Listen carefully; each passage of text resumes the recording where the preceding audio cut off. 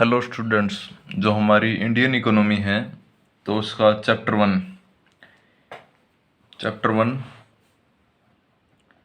Start करते हैं आज।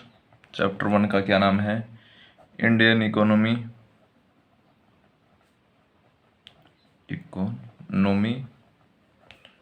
On the eve of independence.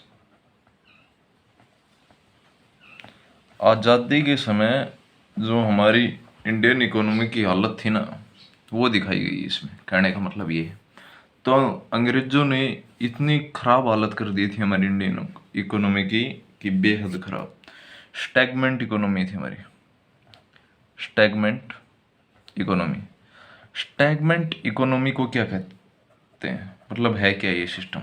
स्टैगमेंट economy वो है जिसमें लो ग्रोथ हो, या तो लो ग्रोथ हो या ग्रोथ हो ही नहीं। वो थी हमारी इकोनॉमी उस टाइम। तो वो कैसे एक्सप्लॉइट किया उसको, तो इस चैप्टर में कवर करेंगे। ठीक है, तो पॉइंट वन, ये अंग्रेजों ने ना सिर्फ इकोनॉमिकली लूटा हमें, बल्कि फिजिकल भी एक्सप्लॉइट किया है। तो इस चैप्टर में सिर्फ इकोनॉमिकली ही बताया गया है। कभी वैसे बताएंगे आपको सेपरेट क्लास लेके कि कैसे फिजिकली भी एक्सप्लॉइट किया है। तो देखते हैं आगे। Colonial exploitation of all sectors. ये तो बाद की बात है। पहले देखते हैं कॉलोनी होता क्या है। कॉलोनी तभी तो समझ पाएंगे कॉलोनिकल एक्सप्लॉइटेशन कैसे किया सभी सेक्टर का। पहले देख ले कॉलोनी होती क्या है। कॉलोनी वो नहीं कि जैसे बहुत सारे लोग रह रहे हैं एक कॉलोनी में, वो कॉलोनी लोग वाली नहीं। जब एक पावरफुल कंट्री दूसरे lower powerful, less powerful country को अपने कंट्रोल से चलाने की कोशिश करते हैं, उसे कहते हैं कॉलोनी। कॉलोनी कंट्रीज में ही आएगा, कॉलोनिकल सिटीज में, उसमें कॉलोनी सिटीज आएगा, समझे? तो हमारे यहाँ पर बेसिकली 3 सेक्टर थे। कौन कौन से? एक एग्रीकल्चर। एग्रीकल्चर तो मेन रहा है शुरू से ही, और कहीं ना कहीं आज भी एक मेन सेक्टर है। मैं खुद एग्रीकल्चर सेक्टर से जुड़ा हूँ, तो स्टार्ट वहीं से करते हैं, एग्रीकल्चर सेक्टर से। और एग्रीकल्चर सेक्टर का देखी जाए तो लॉकडाउन में आपने देखा हो एक बिल पास कर दिया था गवर्नमेंट ने। तो कहीं ना कहीं अंबानी अडानी या फिर जो प्राइवेट कंपनीज हैं वो एग्रीकल्चर सेक्टर में इन्वेस्ट करने की सोच रही है। क्यों? क्योंकि वो प्रॉफिटेबल है। प्रॉफिटेबल ऐसे नहीं देखी जाए तो आज हमारे किसान की हालत काफ़ी कमज़ोर है एज ए बेसिक पर रूल्स, और इकोनॉमिकली भी खराब है। इसके कई कारण हैं, वो आगे पढ़ाएंगे जब आपको भी समझ में आने लग जाएंगे। तो क्लास पे कंसंट्रेट करते हैं। एग्रीकल्चर सेक्टर, एग्रीकल्चर सेक्टर को कैसे एक्सप्लॉइट किया? जमींदारी सिस्टम से। जमींदारी सिस्टम, इसमें क्या था, एक जमींदार अपॉइंट किया जाता था, जमींदार, या फिर जो गांव में सबसे ज़्यादा जिसके पास फील्ड थे, या फिर जो पहले से, जैसे आज सरपंच है तो वैसे ही पहले मुखिया, वो गांव में जमींदार का काम करता, जो जमींदारी सिस्टम को कंट्रोल करता। कंट्रोल नहीं, वो उसका एक वो कहते हैं ना, मुआइंदा था। तो वो ये जो किसान थे उनसे टैक्स लिया करता था, टैक्स जो लगभग 2/3 होता है। ठीक है, तो ऐसे ये इस पर कितना भी चार्ज टैक्स ले सकता था। गवर्नमेंट जो ब्रिटिश गवर्नमेंट थी उसने 2/3 फिक्स किया था। अब इससे ज़्यादा कितना भी लूट सकता था इनसे। तो ज़मींदारी सिस्टम से भी एग्रीकल्चर सेक्टर को काफ़ी लॉस हुआ। काफ़ी बहुत ज़्यादा लॉस हुआ। तो ऐसे एग्रीकल्चर सेक्टर को एक्सप्लॉइट किया। अब जो हैंडीक्राफ्ट थे, इंडिया अपने हैंडीक्राफ्ट की वजह से जाना जाता था, मानते हो? और आज भी हमारी देखें तो दो ही तो पहचान है, एक मसालों के लिए फेमस है हमारा इंडिया, एक हैंडीक्राफ्ट के लिए भी। तो हैंडीक्राफ्ट का जो था सिलाई बुनाई, तो उसमें ये था हैंडीक्राफ्ट में एक्सपोर्ट और इंपोर्ट, यानी इंटरनेशनल मार्केट में भी काफ़ी वैल्यू थी हमारे हैंडीक्राफ्ट की। तो उसको टैक्स लगाकर अगर बाहर बेचते थे तो ज़्यादा टैक्स लगा देते थे, और खुद के जो रॉ मटेरियल यहाँ से ले जाया जाता था उसको मना के वापिस यहाँ पर लाते थे, तो वो ड्यूटी फ्री था, मतलब कोई टैक्स नहीं उस पर। यार ये कैसी बात होगी? तो उनकी सरकार थी, वो चाहे वैसे चला सकते थे।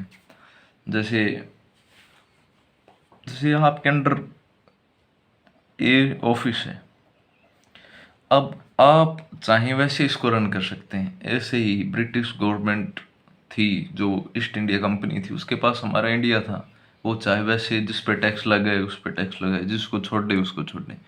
तो ऐसे ड्यूटी फ्री लाके अब मार्केट में देखते हैं, अब ए प्रोडक्ट है वो मिल रहा है 100 रुपये का, और बी प्रोडक्ट है वो मिल रहा है 50 रुपये का। तो आप बताइए आप किसे खरीदेंगे? मैं 95% जो लोग हैं वो 50%, जो 50 रुपीज़ में आ रही है उसको ज़्यादा प्रायोरिटी देंगे। क्यों? और सेम चीज़, क्योंकि ये मशीनरी से इनका कंपैरिजन किया गया। अब मशीन से जो चीज़ें बनेंगी वो सस्ती मिलेंगी, ऑफिशियली बात है। मशीन, जो लोग काम कर रहे हैं, एक तो 100 लोग काम कर रहे हैं वहीं पर, और एक एक सिंगल पर्सन काम कर रहा है उसी मशीन पे, और उसको सिर्फ ऑन ऑफ का ही काम है, तो वो चीज़ें ज़्यादा सस्ती पड़ेंगी। तो ऐसे इनका कंपटीशन किया गया मशीन गुड से, जो कि काफ़ी नुकसानदायक रहा स्मॉल स्केल के लिए। ठीक है, अब इंडस्ट्री को भी एक्सपोर्ट और इंपोर्ट की वजह से ही इंडस्ट्रीज इंडस्ट्रीज भी एक्सपोर्ट और इंपोर्ट की शिकार हुई। ज़्यादातर बेसिकली नुकसान उनका हुआ है जो स्मॉल स्केल पर काम कर रहे थे। ठीक है, अब इकोनॉमी की क्या हालत थी वो देखते हैं। इकोनॉमी की हालत देखते हैं, features of Indian economy. Indian economy के फीचर्स। अब इंडियन इकोनॉमी, पहले सबसे पहला ही पॉइंट बताया था मैंने, स्टैगमेंट। चैप्टर स्टार्ट होने से पहले बता दिया, स्टैगमेंट इकोनॉमी। ठीक है, स्टैगमेंट इकोनॉमी, लो ग्रोथ या ग्रोथ है ही नहीं। ठीक है, इसको आगे कर लेते हैं थोड़ा। क्या तो ग्रोथ है वो, और वो लो है, क्या ग्रोथ है ही नहीं। जैसे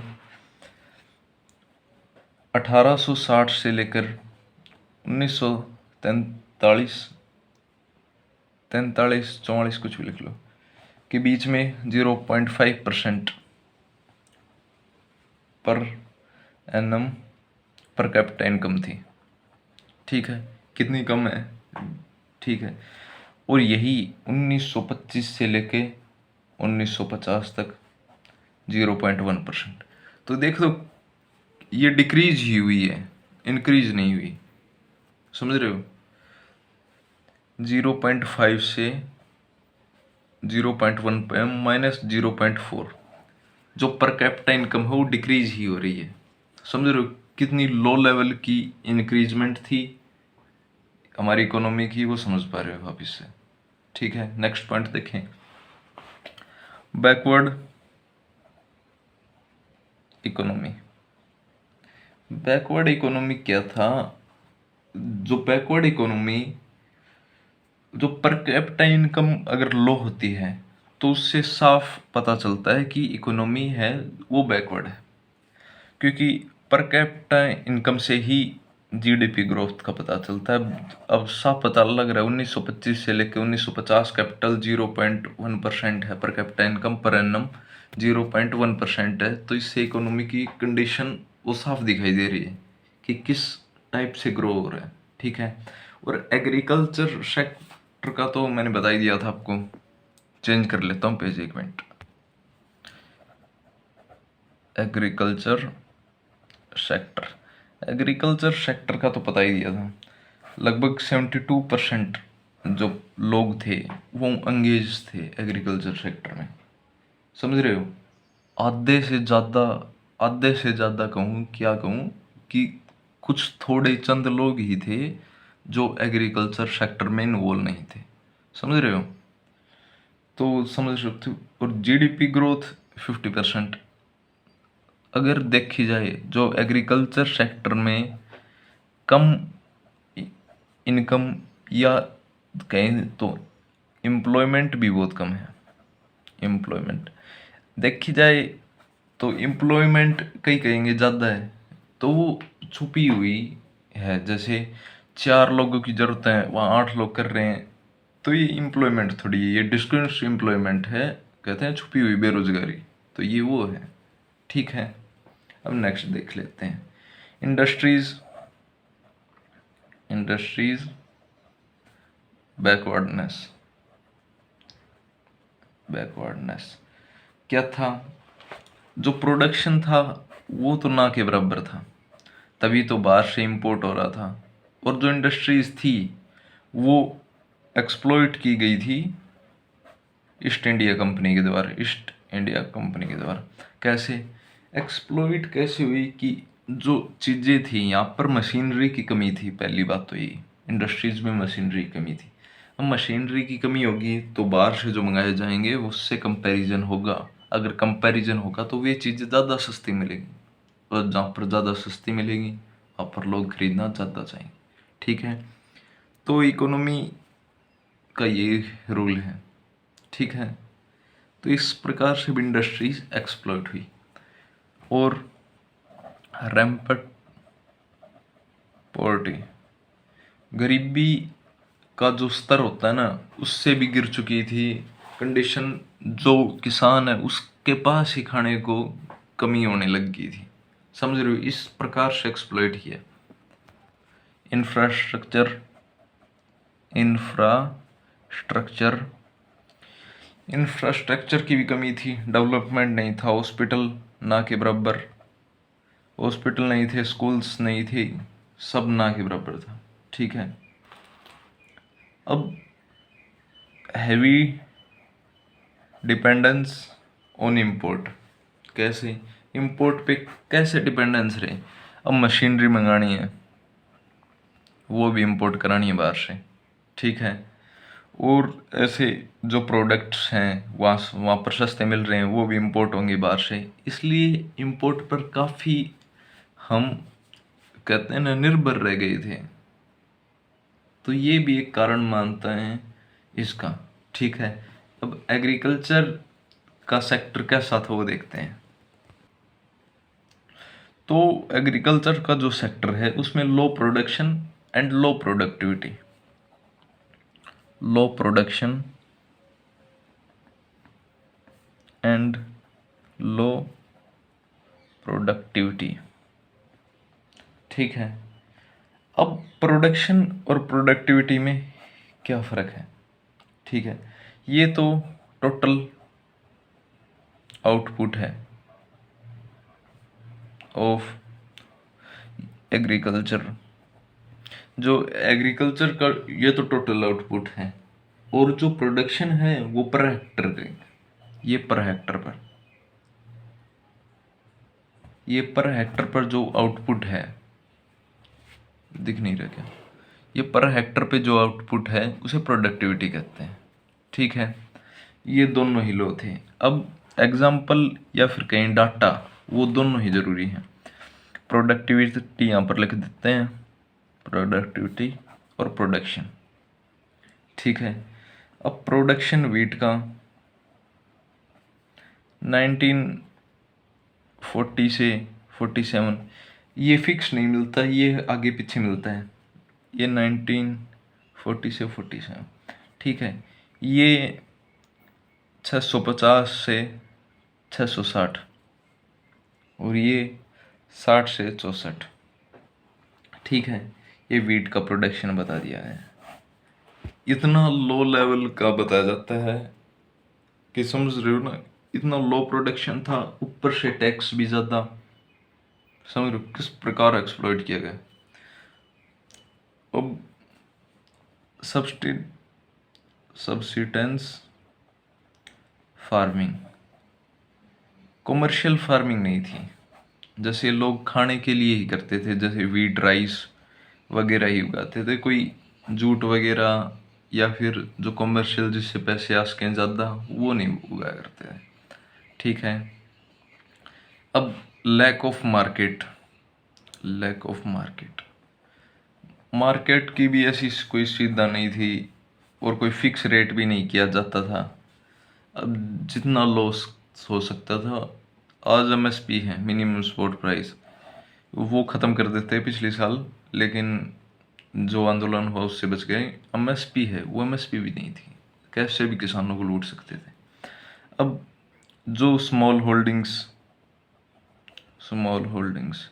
छोटी ज़मीनें थी, जैसे छोटे छोटे टुकड़ों में बैठी हुई थी। ठीक है। अब lack of irrigation facility, lack of irrigation, irrigation की कोई खास फैसिलिटी भी नहीं थी, फैसिलिटी नहीं थी कोई खास। समझ रहे हो।